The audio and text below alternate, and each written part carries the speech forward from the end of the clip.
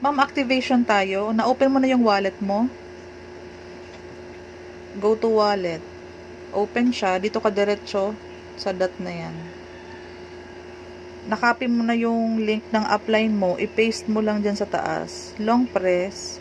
Paste. Enter or done. Ganyan. Pag nag-load na yan, antayin mo lang.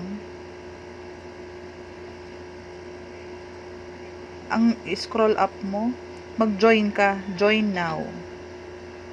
Pag na-click mo na yung join now, i-verify mo yung ID number kung ID yan ng upline mo. Makikita yan sa accounts natin, sa dashboard. Pag na-sure mo na yan yun, i-automatic registration mo na. Antayin mo lang mag-load, confirm. Ayan, pag nakita mo yung approve, i-approve mo na po. Approve. Ganun lang siya kabilis. Ang pag-a-activate. Basta tama yung na-paste mo doon sa taas. Okay? Tama yung ID number ng upline mo. Ito yung lalabas. Ngayon, pag yan ang lumabas, i-refresh mo lang sa side ito.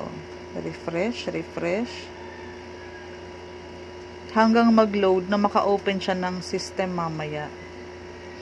Ito kasi secured ka na pag lumabas to, activated na yung account ng downline mo. Hindi ka na mag-worry na pumasok ba sa akin. Kasi i-secure mo na tama yung ID number na nandoon sa authorization box kanina. Yung kulay green kanina. Yun ang dapat mong i-sure. Ito lagi mong i-sure ito. Okay, thank you.